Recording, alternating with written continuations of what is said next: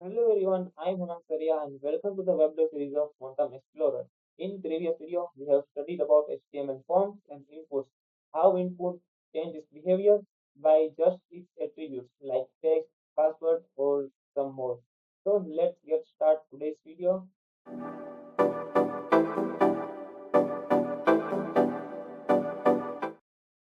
Chapter 6, HTML div, span and attributes. Let's start by HTML div. So what it and HTML div is a block level element मतलब कि ये एक block level element है जिसको आपको आगे break line करने की नीड नहीं होगी, ये पूरी स्पेस लेगा। मुझे आपको एग्जांपल के साथ समझाना है तो I have created the chapter 6 folder. I have to open in it VS Code and I am creating a file named HTML div for better understanding of HTML. This is my boilerplate code and giving the title HTML div.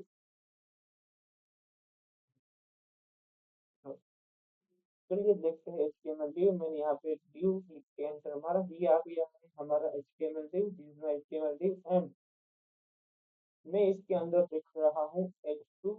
इसमें मैं लिखूंगा div1। ये है मेरा div1 and again I am writing a paragraph tag inside the div element and inside this paragraph tag I am writing this is block level element element। that's it।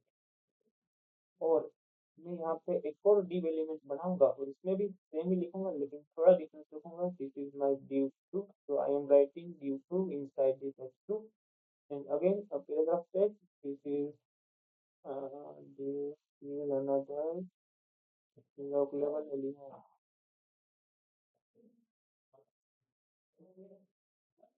that's it। I am seeing as output, so this is my div1 and this is div2। just for understanding I am right clicking it and click on inspect।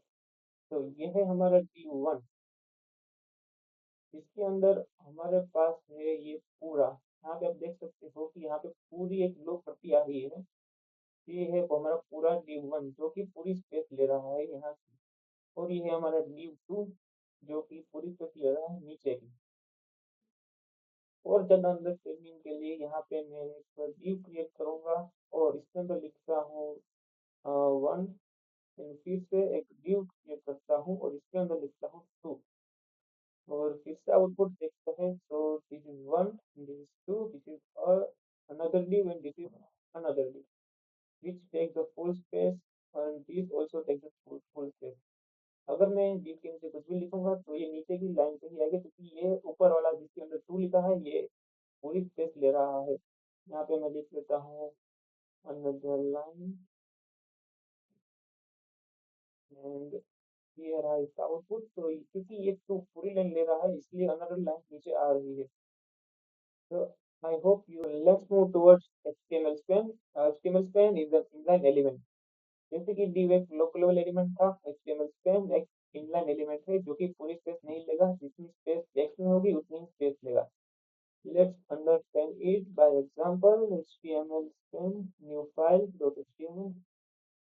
तो मैंने बोला code title span okay. तो यहाँ पे मैं Spain लिखता हूँ और इसके अंदर मैं लिखता हूँ 1 और दूसरा स्पेन लिखता हूँ जिसके अंदर मैं लिखता हूँ 2। तो ये रहा हमारा आउटपुट 1 और 2। क्योंकि ये स्पेन है ये पूरी स्पेस नहीं लगा, ये हमारा स्पेन जो कि जितना टेक्स्ट 1 है उतनी स्पेस ले रहा है, ये 2 जितनी स्पेस 2 में है उतनी स्पेस ले रहा है। यहाँ पे और कुछ लिखते हैं जैसे कि this is my Spain 1 and again I'm copying it and paste it in again span second one। this is my span 2। let's see its output and again ये जो पहला पेन है ये ले रहा है हमारी इतनी जगह और दूसरा पेन इतनी जगह ले रहा है। वो I hope you will understand that the pen is an inline element which takes space when it's necessary।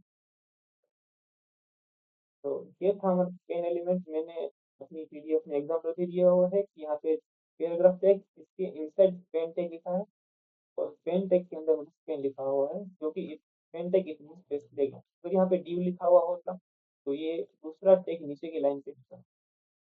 ठीक है, let's move towards HTML attribute which gives extra information. मुझे पता है कि हमने कई ज़्यादा एचटीएमएल एट्रीब्यूट्स कवर किए हुए हैं, लेकिन यहाँ पे मैंने एग्जांपल दिए हैं। ID, class, style, title, href and HRC. Title हमने देख लिया है, एचरेफ भी देख लिया है, एचआरसी भी देख लिया है। तो देखते हैं स्टाइल, जो कि एचटीएमएल टैग्स में डायरेक्ट सीएसएस को ऐड करने के लिए यूज होता है। यहाँ पे एग्जांपल के लिए पी टैग है, इसके अंदर मैंने स्टाइल एट्रीब्यूट डाला हुआ है। और जैसे सीएसएस की सिंटैक्स होती है, इसी तरह से कलर कोलन ऑरेंज लिखा हुआ है, this is text in orange. मैं यहाँ इसको डायरेक्टली कॉपी करूंगा और आपको दिखाऊंगा कि इसका आउटपुट कैसा आता है।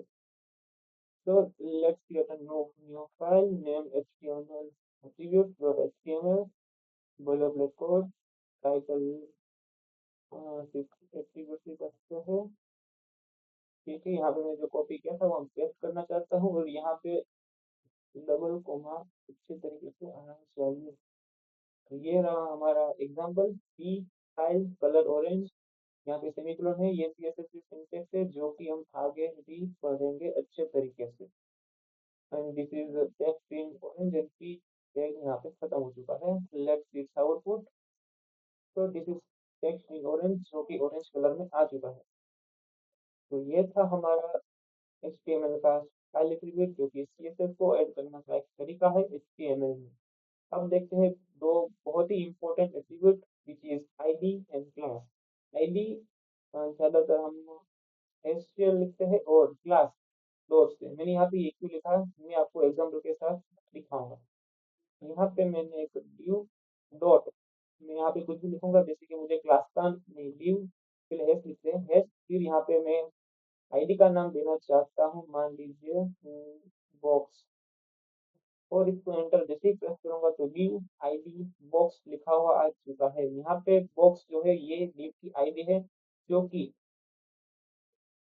यहाँ पे नोट लिखी हुई है, जो कि सीएसएस और जावास्क्रिप्ट में एचटीएमएल एलिमेंट को एक्सेस करने के लिए यूज होता है।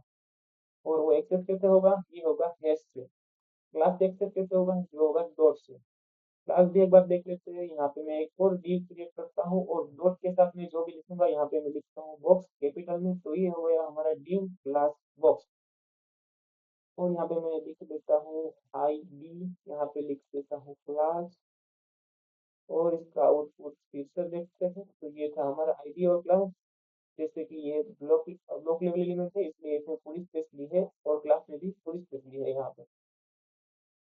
तो ये था हमारा आईडी और क्लास। मुझे पता है कि आपको ये पूरा समझ नहीं आया होगा अभी, लेकिन बस आप याद रखिए कि आईडी और क्लास बहुत इंपॉर्टेंट है, जो कि सीएसएस और जावास्क्रिप्ट में एचटीएमएल एलिमेंट को एक्सेस करने के लिए यूज होते हैं।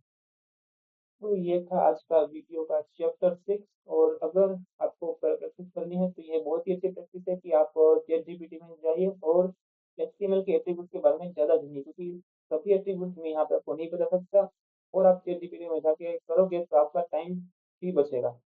और अगर आपको डी और पेन के बारे में ज़्यादा इन्फॉर्मेशन चाहिए तो आपको एक डी और पेन एलिमेंट बनाना है और दोनों को बैकग्राउंड एलिमेंट देना है, जो कि आप फाइल एट्रीब्यूट से दोगे। और आप देखना कि उसमें बैकग्राउंड कलर कैसे आते हैं। मैं आपको बताता हूँ कि ड्यू में पूरे पूरे ही बैकग्राउंड कलर आएगा, पूरी विड्थ में बैकग्राउंड कलर आएगा, लेकिन स्पेन में जितना टेक्स्ट होगा उसी में उतनी में ही बैकग्राउंड कलर आएगा। जैसे कि मैंने आपको ब्लू लाइन दिखाई थी ना, वहाँ पे इंस्पेक्ट करके ऐसे ही। तो that's wrap our chapter 6. I will see you next chapter.